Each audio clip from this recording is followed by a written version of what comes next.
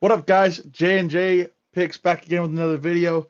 It's Jesse, it's RJ. We're gonna be covering Thursday night football for Thursday, giving you guys our picks. And then we might be talking about a little bit of what happened on Sunday, some of the upsets, some of the things that we have to get off our mind and chest. So strap in, lock in for a good video. RJ, what you got? What you got to tell the fans? What's up, everybody? Like just said, we are back. We've got some disappointing things to talk about from Sunday. Um, Jesse has some upsetting things to talk about yesterday. I actually have some good news about yesterday. But before we get into that, everybody that's listening, do me a favor, go down to the bottom of the page, hit like, hit subscribe. Make sure you guys are going to be tuned in the rest of this NFL season so you guys can ride along with us, take our picks, win some money with us, share the losses with us, have the crash outs we're probably going to have in the next couple of weeks based on how these teams have been playing. And while you're hitting that like and subscribe button, I know you got TikTok. Everybody's got TikTok. Log on to your TikTok. Go check out J and J Sports and Fantasy. We upload TikToks almost every time there's a game. We got Monday night football, Thursday night football, and the Sunday slate. We give you all this wonderful information for free. We don't charge anything. We want you guys to win money just like we want them in win some money. So speaking of winning money and possibly losing some money, Jesse, before we jump on to the Thursday bets, because they can already see them, but before we get into the dissection, why don't you tell everybody your feelings about Monday Night Football? Um, So you can actually find my feelings about the Bills Falcons game on TikTok. Actually, I decided to post my feelings on that. Because I just felt like it needed to be said. That was some of the worst like offensive coordinator, like that was some of the worst calls that I've ever seen.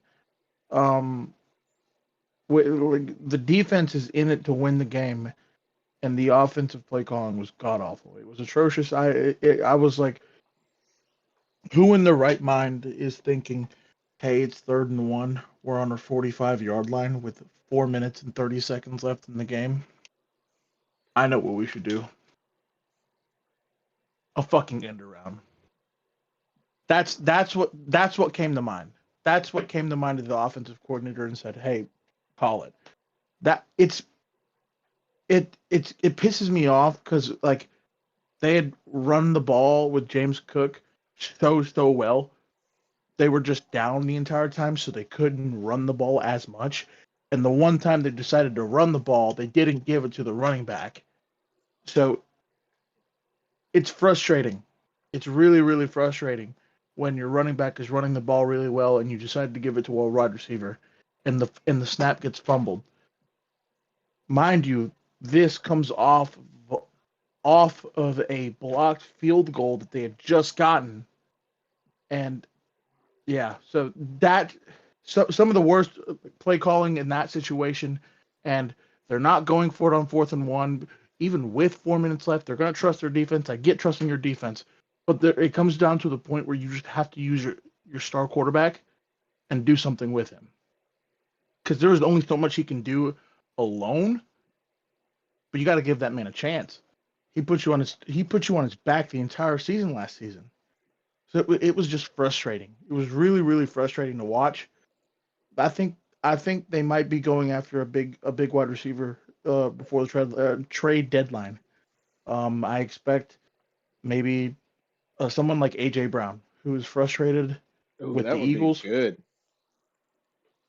Someone like AJ Brown, they can go all in on this season, and he would turn that place around, and he would be the person that they give the ball to. So That would be it's a just nasty matchup. Oh my goodness.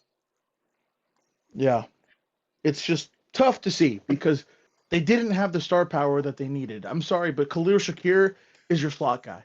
He can't be your number one. Keon Coleman is not what we thought he was going to be. He's a solid number two, though. I can guarantee you he could be a solid number two. We need an alpha number one on the Bills, and what they're gonna do, what you give up for that, trade capital, maybe a defensive player. Who knows? I know you're struggling with the injuries. The offensive line was struggling with the injuries. Just the whole team. But that still does not give you an excuse for terrible play calling. So that's just my take on that game yesterday. And Because if while I've got you mid rant, so remind everybody because I don't know if everybody watched the TikTok and got the bets that you had put in for the Monday night game. Explain why you're having these extra BS. I have the bet in Josh, front of me if you don't remember. I have the bet. So that was Monday night.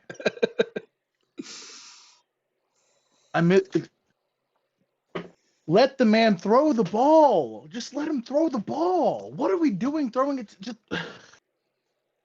He threw 3 screen passes in the second half.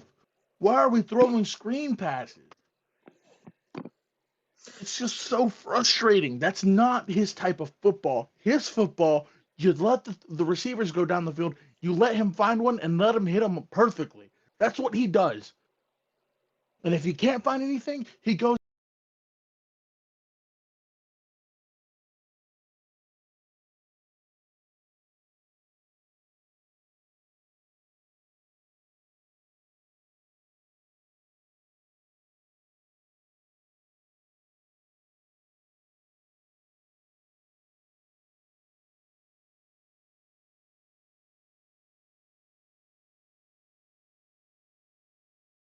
out and runs over a man. That's what he does. That's what Josh Allen does. Why are we trying to change what he does? It's so frustrating. It's so frustrating. Oh, absolutely. No, when we were watching the game and talking about the game, and it was definitely frustrating watching it happen. But not to pile on the bad news, but do you want to tell them about the second bet that you had that didn't quite go your way for the second game that night? So I Williams to go over 200 pass yards, Jaden Daniels to go over 200 pass yards, Rome Odunze to go over 50 receiving yards, and Ja'Cory Krosky Merritt to go over 40 rush yards. They all hit except Rome Odunze for 50 yards, and he had hit that in every game except one. That was Monday night. I'm just getting so unlucky with what I choose for these bets because they seem really, really solid. They're not something that's just out of the ordinary. That's just so far to go get. It's something that they do on a regular basis. No, absolutely. That's kind of one of the evil sides of the parlay, as they say. You can cook up something that on paper looks like there's absolutely no reason why it should not hit, go below everyone's averages, play it safe, and for some reason there's going to be one leg that doesn't go your way. And what's crazy is literally the 2 legs that didn't go your way, which I would not have expected, was the Josh Allen pass yards and then the Odunze.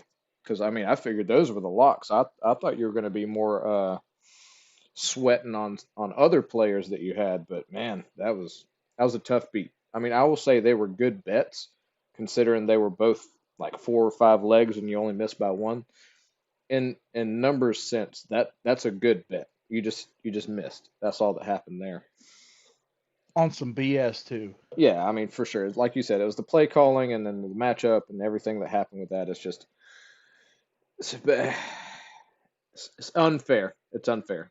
And in the sports betting business, we like to call it Vegas made a call. They offered somebody a couple $1 million to make some bad play calls so they could take away the difference on the money that everyone had bet this past week. It was 200 pass yards. I know. Oh, I Crazy. know. And I think his line was set at like 260 something. So if you're unfortunate enough to be on like a like a Prize Picks or a limited sports book that doesn't allow you to move lines and you were locked in at the preset over under. I'm sorry. I mean, unless you took the under, then if you took the under, hey, you hit. Congratulations, guys. But I mean, that's insane. I would not expect Josh Allen to be below 200 pass yards, and especially a game against the Falcons. The Falcons lost to the Panthers 30-0, by the way. Yeah, exactly. That's what Just I'm saying. putting that out there. They put a goose egg. Didn't do anything that week. Which is Just absolutely wanted to put that insane. out there. So, but Not to piggyback off of what Jesse's talking about, and 100% not to rub anything in, but this is where we had a slight disconnect. So I had some Monday night bets as well. I ended up not being able to post them on the TikTok or the YouTube because I was deep into the sports book, locking in all of our bets and doing the research and all that good stuff before we did everything and conversing with Jesse to make sure we had what we wanted. I just didn't end up getting to get mine out for everybody, which is unfortunate because if I would have been able to, and you guys took my side of the ball, you would have won 3 out of 4 bets because I took, let's see, so I had a Drake London for a first quarter anytime touchdown, and that hit. So $1.25 turned into $10, which sneak preview as before we get into these Thursday picks, I'm going to run back the strategy. So I'll get into it in a minute. But so I had that hit, and then I had a 2-leg parlay for the Falcons on the spread. So they had like plus points and the total to be under 54. Both of those hit. $3 to $8. And then I had, this was a 4-leg. It was more of a bigger money play. So I had Bijan Robinson for 20 receiving yards, Josh Allen for 25 rushing yards, DeAndre Swift for 2 receptions, and Jaden Daniels for 25 rushing yards. And that turned $4.50 into another $15. So we made some money this week, but I just wasn't able to get it out for you guys. So, we just didn't make any money. just to You share some did. good moves. Just hey, it's okay. It's okay. Hey, we got Thursday night football coming up, and then we got a full Sunday slate, man. Don't worry. You're gonna make some money. I got faith in you. I still made money on Sunday. You did. I can't be mad about that. You're still playing with profits from Sunday, so you technically haven't lost any money. It's just the losing the bets suck regardless. Yeah. But while we're on the subject, talking about Thursday night football, let's cue everybody into what we've got going on for Thursday night football. I know you've got 2 big bets that you're excited about. Go ahead and let these people in on what they should be taking. So I've got a Pittsburgh Steelers bet, just solely oriented on the Pittsburgh Steelers. I've got DK Metcalf to go over 50 receiving yards. I've got Aaron Rodgers to go over 150 pass yards. I've got Jonnu Smith to go for 2+ receptions, and then I've got Jalen Warren to go over 40 rush yards. Excuse me. That is just a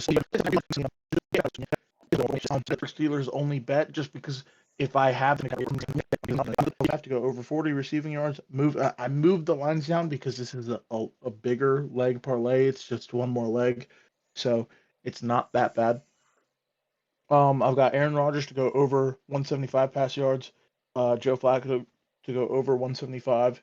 I've got Jamar Chase to go over 40 receiving yards, and then Jalen Warren to go over 30 rush yards. Those are my 2 bets for Thursday night. Let me know what you guys think about that. RJ, what you got? So just like Monday Night Football, I am going to run back my 2-leg bet, and I'm also going to pull back the first quarter bet. But I didn't type out the first quarter bet, so you'll have to just hear me out and take it from hearing it. So my 2-leg that I'm going to run back is I'm going to take the Bengals on the spread, but we move the line just a little bit to give them a little more juice against these Steelers. So I've got Bengals plus 8.5. So if they're going to lose on the spread, that